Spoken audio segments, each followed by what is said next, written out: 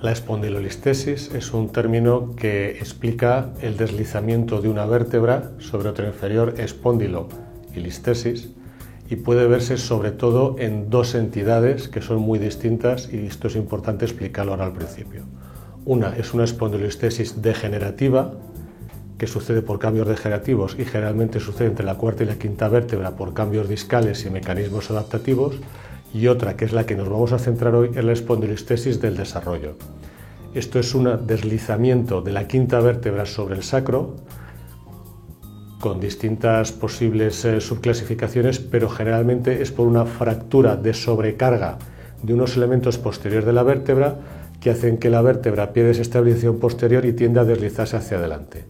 No es un problema que se deslice una vértebra sobre otra, sino que es que todo el cuerpo de esa vértebra para arriba se desliza sobre la de abajo.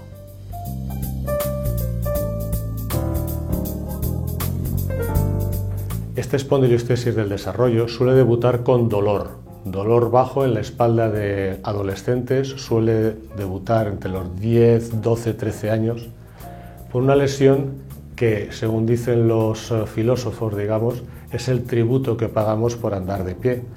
La columna, al levantarse, produce una curvatura que produce una sobrecarga de las estructuras posteriores. Hay distintos factores implicados, pero básicamente lo que se produce es eso, y esto produce esta fractura por fatiga, por sobrecarga. A veces es una fractura de la práctica deportiva en este grupo de edad, de adolescencia o preadolescentes, o bien es simplemente una lesión añadida sin que sea un evento traumático único. Es como cuando cogemos un clip y jugamos con él plim plan, hasta que al final se rompe. Eso es lo más frecuente, pero hay otras veces que es la continuidad de una fractura aguda de esa parte posterior, en cuyo caso sí que cabe hacer un tratamiento de ese evento, de ese accidente, digamos, o de esa lesión aguda, cosa que en la mayoría de los casos no se puede hacer porque es una cosa que se diagnostica cuando ya ha pasado el tiempo y esa lesión que hemos dicho del clip roto ya no se puede curar.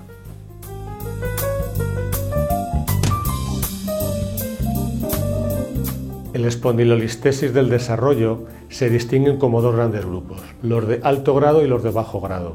Hay una clasificación, que es la clasificación de Meyerding, que distingue en 25% según esa vértebra vaya deslizando sobre la otra, grado 1 hasta el 25, grado 2 del 25 al 50, y al llegar al 100%, superar ese 100%, que es que la vértebra se cae generalmente hacia la pelvis, recordemos que es la quinta vértebra lumbar, sería la espondiloptosis, sería un Meyerding 5.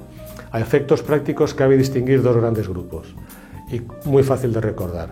Si pasa de la mitad se considera de alto grado, que tiene unas consideraciones sobre todo a la hora del tratamiento y del manejo quirúrgico de estos pacientes, y si no llega a la mitad es de bajo grado. ¿Toda espondilolistesis necesariamente tiene que progresar a alto grado? No, depende. Muchas serán de bajo grado y permanecerán así toda la vida. De hecho, un 6% de la población tiene una espondilolisis con espondilolistesis. Lisis sería la fracturita y listesis el deslizamiento. Y no el 6% de la población se opera de la columna. Por tanto, esto es una cosa que hay que tener en cuenta. Hay mucha gente por la calle andando con una espondilolistesis que no va a necesitar más que unas pautas higiénicas entendiendo el concepto griego clásico de posturas, ejercicio, etcétera, y normas de vida. Entonces, sí, distinguimos las de alto grado y las de bajo grado. Aparte de esta distancia, las de alto grado por lo general se acompañan de más anomalías anatómicas. El sacro, el hueso de la pelvis, está más deformado, está redondeado, tiene una serie de anomalías que probablemente sean la causa de que eso vaya más allá. O sea que sí, cabría distinguir alto grado y bajo grado, con unas connotaciones en su origen por la anatomía y que tiene unas consecuencias a la hora de manejar a estos pacientes desde el punto de vista de tratamiento, y si decidimos la cirugía también hay diferencias en el manejo quirúrgico de estos pacientes, en la planificación del tratamiento quirúrgico de estos pacientes. Otra posible causa de consulta, aunque suele ser posterior al dolor lumbar, son las ciáticas, entendiendo por ciática un calambre que baja por la pierna hacia la planta del pie o más generalmente hacia el dedo gordo, porque pinza la raíz quinta lumbar, la L5. Eso iría al dedo gordo y es la más frecuentemente afectada.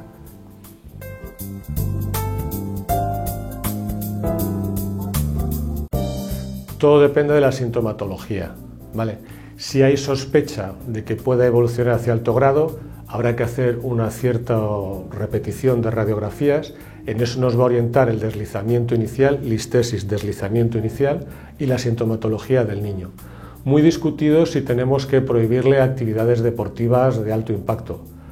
Se dice que las de alto grado debe evitar deportes de contacto, deportes de gran carga, pero como anécdota, yo tuve una vez un paciente que era alumno de INEF, Instituto Nacional de Educación Física, y que tenía una espondilistesis de alto grado, y cuando le hablé de operarse dijo que no, que le dolía la espalda, pero que seguía adelante.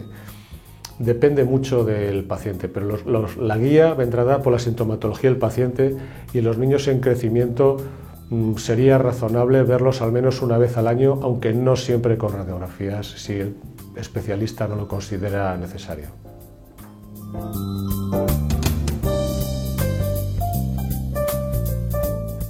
El control radiológico de estos pacientes hay que sopesar dos cosas. Por un lado es tener un seguimiento gráfico del paciente, pero por otro lado hay que tener en cuenta la radiación que recibe un niño en crecimiento. Entonces, por eso, aunque esto puede ser discutible, mi mensaje sería revisiones clínicas y basado en esa clínica, pues hacer radiografías. A lo mejor al principio haces una, si sospechas que es de alto grado, pues 6 meses, entre 6 meses y un año, según cómo esté en ese momento decides cuándo pautar la siguiente. Mi mensaje sería que va un poco condicionar la evolución clínica del paciente. Lo que no se puede hacer es un niño con una espondilistesis sintomática decirle adiós y ven cuando tengas un problema. Hay que tener un cronograma de seguimiento.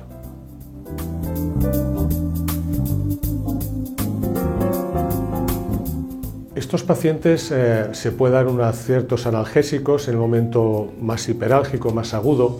Si estamos en uno de estos casos que hemos hablado, que puede ser una fractura captada en el momento agudo, entonces está indicado el uso de unas inmovilizaciones, unos corsés, unas ortesis, etc.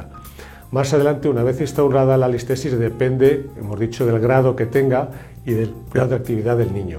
Estos pacientes suelen tener una hipertensión en los músculos posteriores de muslos, los isquiotibiales. Entonces se aconseja ejercicios de estiramiento, ejercicios de potenciación muscular. Interesa que tengan un buen tono muscular.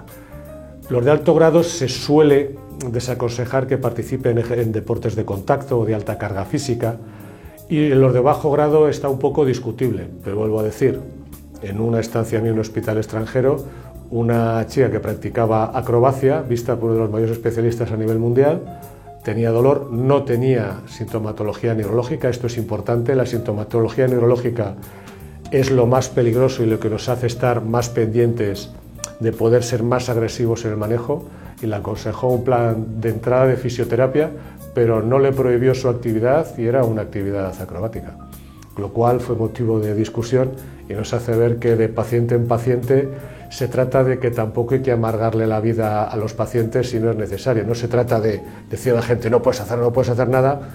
Realmente se puede dar un margen de libertad, lo que pasa es que estos pacientes hay que seguirlos.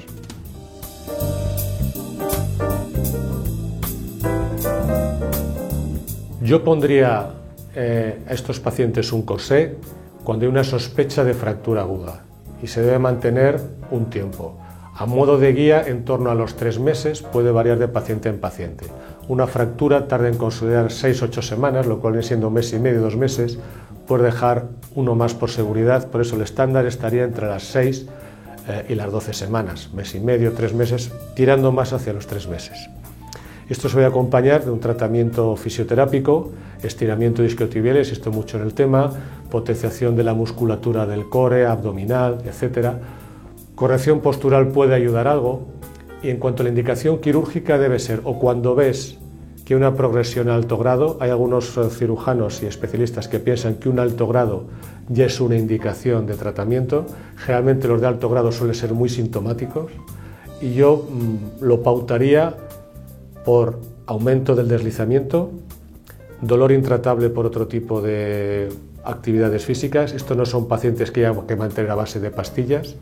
y lo que para mí es un síntoma que me guía al ser más agresivo, a indicar más cirugía, es cuando aparece sintomatología neurológica, ese calambre por la pierna, esas ciáticas que hemos hablado antes.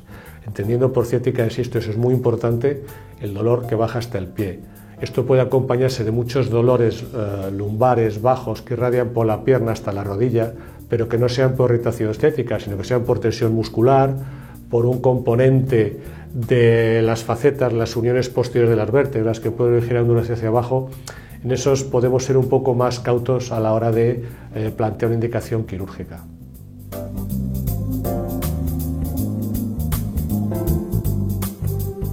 Yo aquí diría que cuando lo necesiten, especialmente si hay un problema neurológico, no se puede estar perdiendo tiempo. No es un problema que vaya a originar problemas en el crecimiento del niño, no se va a quedar, o niña, no va a quedarse más bajito o bajita porque se le opere, y hay que operarle cuando lo necesite. Generalmente suele ser en torno a la adolescencia, con lo cual el crecimiento está prácticamente terminado, y para mí viene muy guiado por el control del dolor y sobre todo por los síntomas neurológicos.